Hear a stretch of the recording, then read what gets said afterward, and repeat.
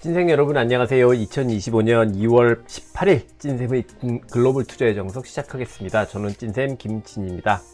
어제 글로벌 투자의 정석을 쉬었죠. 네, 하루 쉬었더니 이게 또 왠지 되게 많이 쉰 그런 느낌입니다. 비록 하루지만 또 쉬었으니까 열심히 달려보도록 하겠습니다. 네, 최근에 홍콩 증시가 많이 상승 중에 있는 것 같아요. 제가 전에 이제 중국 빅테크에 대해서 아이디어 차원에서 좀 말씀을 한번 드린 적이 있잖아요. 이제 그 이후에 제가 또 리서치를 했죠. 리서치를 했고 그 내용을 이번 주 일요일 날 이제 공개되는 그 필살기를 통해서 말씀을 드릴 예정인데요. 또 뭐 시장은 또 기다려주는 것도 아니고 핫하게 지금 막 되게 잘 움직이고 있는 것 같아서 그 내용을 제가 저희 네이버 프리미엄 콘텐츠에 올려놨습니다.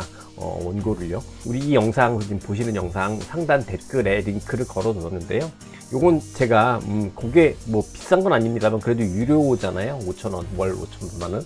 네, 유료인데 요거는 무료로 올려놓을 거니까 가서 한번 보시고 지금 중국 증시 그리고 홍콩 증시 대응 포인트 같은 거 이런 거 잡아보시면 좋을 것 같습니다. 그래서 네이버 프리미엄 콘텐츠 꼭 구독해 달라고 말씀드리는 건 아니지만 제가 그래도 꼭 말씀드려야 되는데 이건 좀 많이 아셨으면 좋겠다는 내용들은 또 간혹 무료로 올려놓기도 하니까 관심 가져주셨으면 좋겠습니다. 미국 증시 같은 경우에는 조금 애매합니다.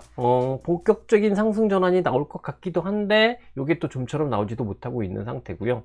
이럴 때일수록 좀 우리는 중심을 잘 잡고 공고한 관점 그리고 전략 이런 걸 가지고 있으면 되겠죠. 그래서 오늘 방송 말씀드리겠습니다. 오늘 방송에서는 어찌됐든 소프트웨어 하고 있는데 진짜 소프트웨어가 상승인가 이 부분 한번 짚어볼 거고요. 두 번째는 실제로 미국 증시 동향은 어떤 상황인지 점검해 보도록 하겠습니다. 세 번째는 정보 전달 차원이긴 한데 인텔에 대한 인텔 구조 조정에 대해서 이야기들이 좀 많잖아요. 이런 것도 좀 정리해서 말씀드리는 시간 가져보도록 하겠습니다. 어저께 휴식이긴 했지만 그래도 이제 주간을 여는 첫 시작일이니까 위클리 스케줄 부터 점검해 보도록 하겠습니다.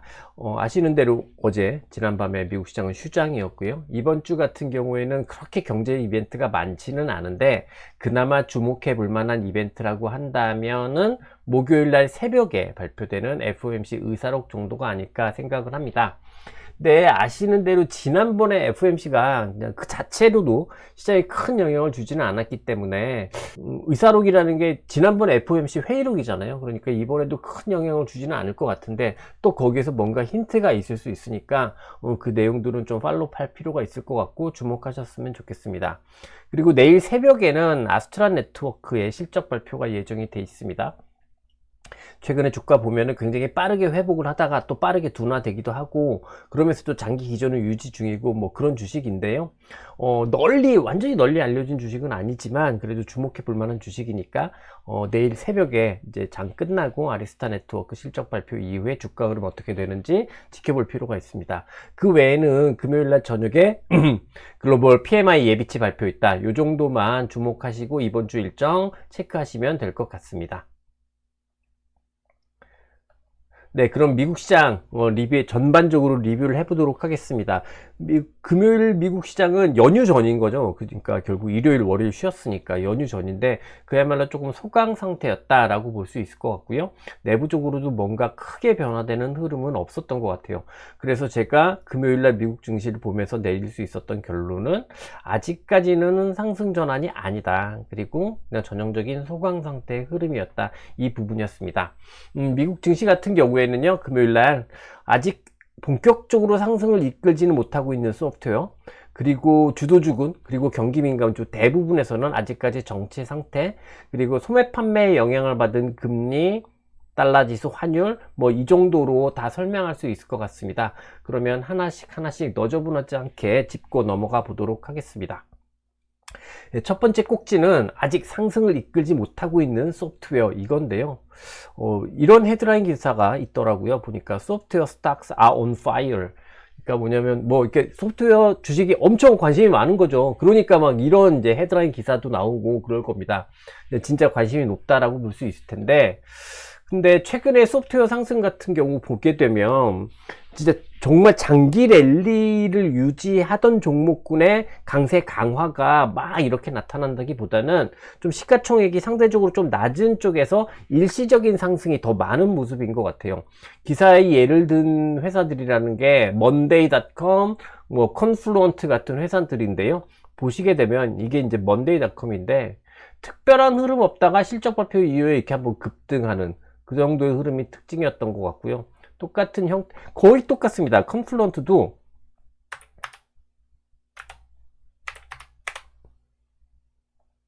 네, 비슷하죠. 네. 특별한 움직임이 없다가 실적 발표 이후에 급등하고 또 이제 조정받고 뭐 이런 형태이기 때문에 최근에 뭐 소프트웨어가 강하다 이런 흐름들이 있지만 뭐 이렇게 정확한 랠리 그리고 굉장히 강한 랠리 속에서 상승 강화가 나타나면서 종목군들의 상승이 확산되고 뭐 그런 흐름들이 나타나면서 시장의 상승을 주도하거나 뭐 그런 모습은 아니라고 보여집니다. 이제 시가총액 상위 쪽을 가서 보더라도 보면 결국은 지난 금요일에도 상승이 있었던 거는 팔란티어 근데 1%대 상승이면 이 종목의 변동성을 생각하면 그냥 강보합이다 라고 또 생각할 수 있을 것 같죠. 그리고 뭐 IBM 이 정도 주식들이 그나마 좀 상승이었던 것 같고요. 나머지를 보게 되면 뭐 세일스포스도 여전히 강세를 보이지 못하고 있는 모습이고 아틀라시안도 아직까지 본격적인 상승 전환이 강하게 나타나고 있는 모습은 아닌 것 같습니다. 이제 그나마 강세 종목이라고 하면 저번에도 한번 보여드렸던 팔로알트나 크라우드 스트라이크 요 정도의 종목들이 그나마 이제 강한 추세를 보여주고 있는 종목들인데요. 이런 종목들이 이제 실적상으로 보면 실적이 굉장히 좋기는 해요. 수익이 굉장히 잘 나는 보안 소프트웨어 업체들이잖아요. 근데 이들이 사실은 AI 에이전트 시대에 중심이 되는 그런 AI 소프트웨어다 이렇게까지 보기는 좀 어려울 것 같고요.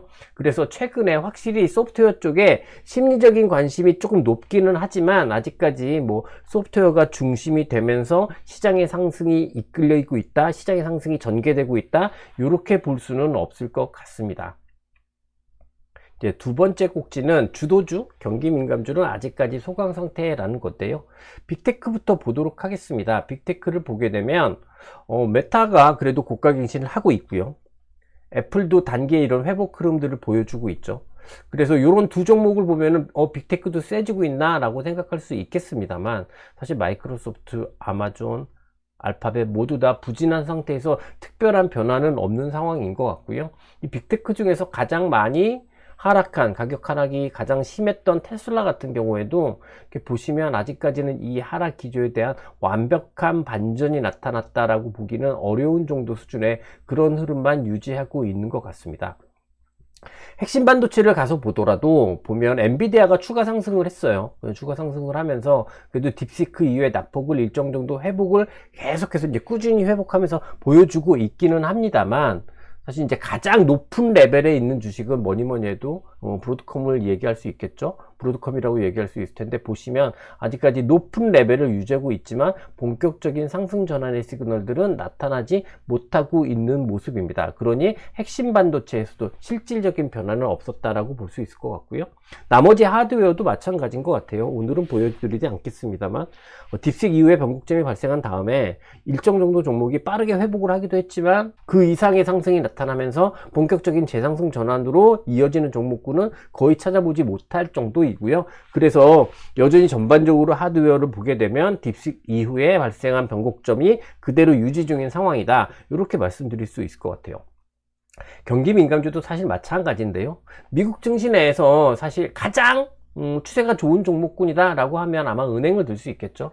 근데 보시는 것처럼 상승 기조는 JP모건인데요. 상승 기조는 그대로 유지되고 있는 상황입니다만 특별하게 강세 강화가 나타났다거나 뭐 이런 류의 그런 정도의 변화는 없었던 모습인 것 같습니다.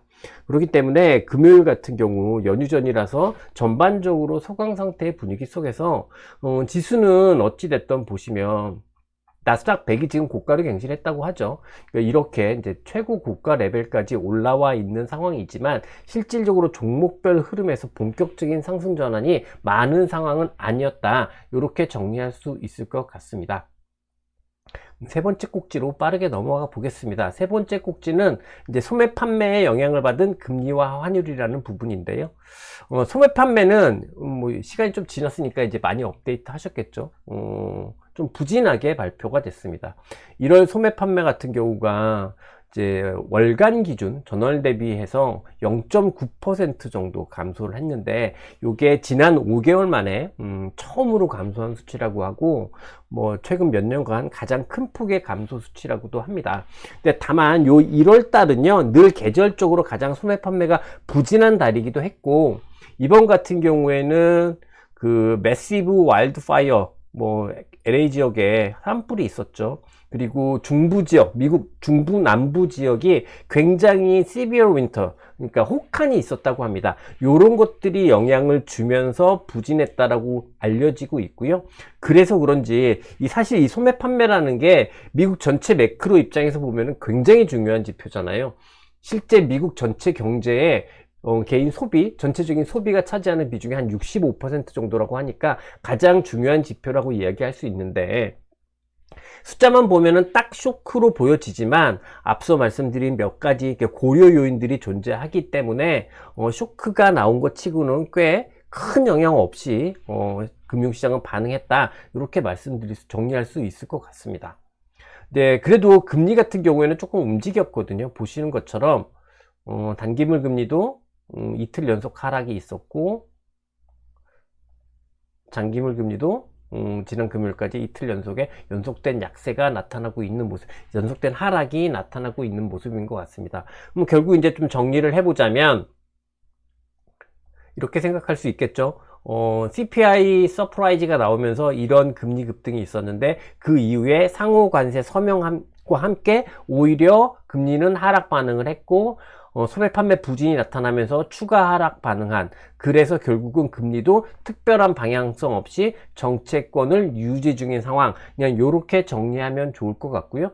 어찌됐던 이게 뭐 아주 증시에 좋은 시그널이라고 생각할 수는 없겠습니다만, 단기적으로 금리 상승 부담은 많이 덜어내고 있는 주식시장 상황이다 라고는 생각할 수 있을 것 같습니다. 이제 금리는 그래도 이 정도 레인지 안에서 움직이고 있는데, 의미 있는 변화라면 보시는 것처럼 달러 지수가 그래도 하단을 이탈하는 변화가 나타나고 있다는 게 그나마 금융시장에서 나타나는 가장 큰 변화인 것 같습니다. 네, 제가 그동안 보면 미국 증시는 버블 장세로 볼 수 있고, 그랬을 때 이 달러 지수 같은 경우가 어찌 보면 버블 장세를 유지시키는 그런 시그널이다 라고 말씀을 계속해서 드려왔었잖아요. 그렇다고 보면 이렇게 달러 지수가 약세를 보인다 라고 하면 버블의 강도가 좀 위축되는 거 아니야? 이렇게 생각해 볼 필요도 있을 것 같기는 합니다. 근데 일단 여기에 대해서 제 결론은, 달러 지수가 뭐 이 정도 수준까지 혹은 그 이하로까지 극심한 하락을 보이고 있는 게 아니기 때문에 버블 장세 자체를 바꿀 만한 그런 달러 지수의 변화다, 이렇게 생각할 수는 없을 것 같고요. 다만 그래도 최근에 유럽 증시가 굉장히 좋잖아요. 고가 랠리를 하고 있습니다. 이런 일련의 흐름들을 볼 때 미국의 버블의 강도가 조금 둔화될 수는 있겠구나, 요 정도는 생각해 볼 수 있겠습니다만, 달러 지수가 요 정도 하락하고 있는 건 오히려 글로벌 매크로 전체에 안정 요인을 주는 부분도 존재하기 때문에 너무 부정적으로 해석할 필요는 없지 않을까, 이렇게 생각을 하고 이 정도 수준으로 정리해서 말씀드리도록 하겠습니다. 그러면 이제 전체적으로 결론 지어서 말씀드려 볼게요. 그냥 결론은 사실 쉽죠. 그냥 앞서 말씀드린 내용도 많지 않고, 결국은 지수는 고점 레벨에 도달해 있는 상황이고, 여기서 한 번만 땅 뜨면, 그러면 이제 본격적인 랠리 전환을 기대할 수 있는, 충분히 그렇게 기대할 수 있는 흐름이 이미 분명합니다만, 앞서 우리가 쭉 봤던 대로 실질적으로 내부 흐름에서 보게 되면은 본격적으로 상승을 이끄는 종목의 숫자가 그렇게 많아 보이지는 않습니다. 그러니까 실제로 내부 흐름을 보면 지수는 고가 근접이 있지만 실제로 상승 전환을 낙관하기는 어려운 상황이다, 이렇게 정리할 수 있을 것 같고요.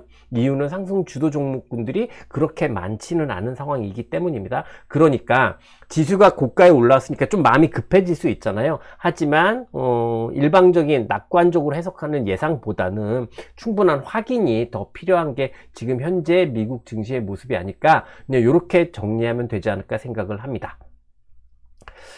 최근에 인텔에 대해서 이제 좀 관심이 많은 것 같습니다. 어찌됐든 저는 진짜 이런 거 별로 안 좋아하는데 이렇게 쫙 바닥에서 이렇게 뭐 단기에 급등하면 시장에 관심들이 많이 생기죠. 그래서 이제 요거에 관련해서 이야기도 많은 것 같고 많은 견해들이 있는 것 같은데, 저는 보통 이제 제가 시황 방송을 하고 주식왕 찐쌤이라는 채널을 통해서 여러분들과 소통을 할 때 단순히 정보 전달을 하는 역할을 하고 싶지는 않거든요. 그렇게 정보 전달은 제 역할은 아니라고 생각을 했습니다. 너무 건방진 생각인지도 모르겠지만 진짜 그렇거든요. 그런데 어찌됐든 오늘 이번 인텔 같은 경우에는 관심도 많으시니까, 그리고 제가 많이 이야기하는 글로벌 주식이니까 정보 전달 차원으로 좀 말씀을 드려보도록 하겠습니다. 일단 뭐 인텔의 구조조정 가능성이 더 이제 부각되고 있는 것 같은데, 전반적인 분위기로 보면은 전면 매각보다는 분할해서 매각될 가능성이 높다라고 말씀드릴 수 있을 것 같고요. 최근에 가장 거론이 많이 되는 기업 중에 하나가 TSMC인 것 같습니다. 근데 이 TSMC가 인텔을 인수하는 시나리오는 한 두 가지 정도로 좀 더 크게 구분되는 것 같아요. 그냥 우선 인텔의 파운드리 사업부 자체를 분할해서 그냥 지분을 인수하는 방법이 있는 것 같고요. 또 하나는 인텔과 TSMC가 합작해서 합작법인을 설립하는 방법, 뭐 이런 것들도 거론되고 있는 것 같습니다. 그런데요, 이제 TSMC가 만일 인텔의 파운드리를 인수하게 되면은 아마 반독점 이슈에 걸릴 가능성이 굉장히 높습니다. 뭐 일각에서 분석한 자료들을 보면 TSMC하고 인텔의 파운드리를 합산하게 되면은 파운드리 전체 시장의 점유율이 70%까지 올라간다고 합니다. 그러면 당연히 이제 반독점 이슈가 걸릴 수가 있겠죠. 그래서 이제 또 여러 가지 이야기들이 또 나오고 있는데, 또 이걸 이 파운드리 사업부 자체를 제조와 설계로 또 쪼개가지고 이 제조 쪽은 TSMC에 주고 요 설계 쪽은 브로드컴이나 테슬라에 준다, 뭐 요런 시나리오도 있는 것 같습니다. 근데 이런 것 같아요. 이런 뭐 기업 분할 합병, 인수합병 이런 이슈들은 결국은 사람이 정하는 거기 때문에 우리가 쉽사리 예측할 수 있는 부분은 아닌 것 같고, 결국은 그냥 우리가 몇 가지 시나리오를 두고 그냥 전반적인 흐름만 체크하면 될 텐데, 결론적으로는 얘가 어떻게 될지, 인텔이 어떻게 될지는 알 수는 없다라고 말씀드리고 싶습니다. 일단 어찌됐든 그래도 분사하고 인수되는 과정 자체가 쉽지는 않을 것 같아요. 하지만 최근에 이제 좀 주목받게 됐던 이유가 뭐냐면, JD 벤슨 미국 부통령이죠. 이 사람이 이제 미국의 AI 및 반도체 분야에서 리더십을 유지하기 위해서는 철저한 규제 완화가 필요하다, 뭐 이런 것들을 촉구를 했거든요. 그 이야기가 나오면서 인텔이 더 부각받고 있는 상황이에요. 그래서 지금 뭐 사람들이 많이 걱정하는 TSMC가 인수를 하거나 뭐 브로드컴이건 뭐 테슬라가 인수를 했을 때 반독점 이슈에 걸리는 부분들은 뭐 조건부 승인을 할 수 있다, 뭐 이런 이야기도 있는 것 같거든요. 그러니까 어떻게 전개될지 좀 주목해서 볼 필요 있을 것 같습니다.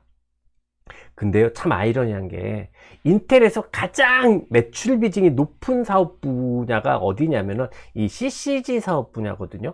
이 CCG 사업 분야가 뭐냐면 PC 및 노트북 쪽 사업부입니다. 근데 이게 이제 인텔 전체 매출의 50%가 넘거든요. 절반이 넘습니다. 근데 이런 사업부인데요, 참 세상이 냉정한 거죠. 이 CCG 사업부 같은 경우에는 거론되고 있는 인수기업이 이야기가 없습니다. 정말 기업의 세상은 냉정한 거죠. 뭐 막말로 가장 덩치가 큰 사업부인데 이게 돈을 안 되는 사업부인 거잖아요. 그러면은 이거를 인수할 만한 자선 사업가는 쉽게 찾기가 어렵겠죠. 그렇다면 인텔 전체 입장에서 생각을 해보면 최근에 이제 구조조정, 그러면서 누구에게 피인수, 분리 및 매각 뭐 이런 이야기들이 있습니다만, 인텔의 일방적인 주가 상승으로 이어질 가능성은 그렇게 높게, 그걸 너무 높게 생각하는 거는 지나치게 낙관적인 판단일 수도 있다. 그 부분은 조금 조심할 필요는 있다, 이렇게 말씀드리고 싶습니다. 네, 오늘 밤 체크포인트 말씀드릴게요. 오늘 밤 체크포인트는 이벤트는 아니지만 앞서 말씀드린 것처럼 아리스타 네트워크 실적 발표가 장 끝나고 있습니다. 이게 우리나라에서 그렇게 아리스타 네트워크가 많이 알려져 있는 기업은 아니죠. 물론 시가총액이 엄청 큰데, 근데 저는 개인적으로 이 아리스타 네트워크 같은 경우에는 AI 하드웨어의 핵심 기업 중에 하나라고 생각을 합니다. 그렇기 때문에 AI 하드웨어 전체에 분위기를 또 좌우할 수도 있기 때문에 실적 발표 이후에 어떤 흐름 보일지 주목해 볼 필요가 있을 것 같고요. 전체적으로는 딱 하나만 체크하면 될 것 같아요. 지수가 이제 고가 레벨까지 딱 올라와 있는 상황이니까 그럼 본격 상승할 것인가? 잘 모르겠다 우린 판단하고 있는데, 그럼 잘 모르겠다 보다 이상 가는 흐름이 나올까? 만약 그런 흐름이 나왔을 때 도대체 어떤 종목이 상승을 이끄는 것인가, 이런 걸 확인하는 게 가장 중요한 점검 포인트이다, 이렇게 말씀드리고 싶습니다. 뭐 요 정도 점검 포인트가 오늘 핵심이라고 생각을 하고요. 앞으로 상당 기간 동안은 지수가 고가 랠리를 보이기 전까지는 이 체크 포인트를 중심으로 시장을 봐야 한다 라고 말씀드리고 싶습니다. 마지막으로 이제 전망 및 전략으로 가볼 텐데요. 아직 그렇잖아요. 이제 시장이 쭉 올라왔다가 12월 FOMC 이후에 딱 갇힌 상황에서 답답한 시장의 박스권 흐름이 계속해서 전개되고 있습니다만, 뭐 지수의 모습도 그렇지만 큰 그림화에서 그렇게 걱정할 만한 흐름은 아직까지는 아닌 것 같다라는 생각을 계속하고 있어요. 근데 그 단적인 이유 중에 하나가 딴 게 아니라 이 양자 컴퓨팅의 흐름 때문입니다. 이걸 간만에 한번 좀 보도록 할게요. 리게티죠? 이게 보시면 지난번에 이렇게 급락을 했잖아요. 그리고 나서는 지금 횡보 조정을 보이고 있습니다. 그러니까 무슨 얘기냐면, 이렇게 급등했는데 이렇게 계속해서 연속된 하락을 하는 게 아니라 가격 조정, 그 다음에 횡보 상태, 쉽게 어떻게 보면은 안정 조정 상태, 기본적인 상승 추세 개연성은 유지하고 있는 상태의 흐름을 양자 컴퓨팅이 보여주고 있다는 거죠. 리게티 하나만 그런 게 아니라 아이온큐도 똑같은 형태로 움직이고 있는 것 같습니다. 보시는 것처럼 상승, 급락, 횡보 조정입니다. 단기에 이 주식이 언제 오를지 그건 알 수 없어요. 하지만 기본적으로 이렇게 안정 조정을 유지시킨다는 건 위로 이후에 전개될 가능성이 51%, 아래로 흘러내려갈 가능성이 49%, 요 정도까지는 생각할 수 있을 것 같거든요. 그래서 저는 안정조정이라고, 이런 횡보 형태의 조정을 안정조정이라고 이야기하는 건데, 자, 따지고 보면 미국에서 지금 올라가고 있는 주식 중에서 가장 불안한 주식이 뭘까요?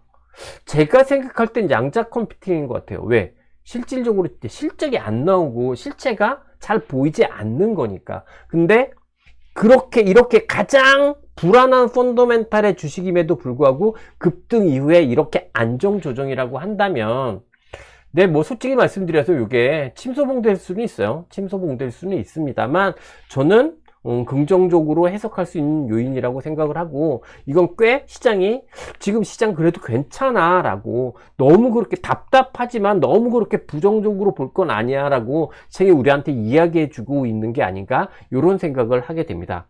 그렇기 때문에 이제 전략 수정하지 않고 계속 유지하도록 하겠습니다. 주식 비중 65에서 70 유지하도록 하고요. 빅테크가 축소된 US 주도주 중심의 포트폴리오 컨셉 그대로 유지하겠다, 이렇게 말씀드리도록 하겠습니다.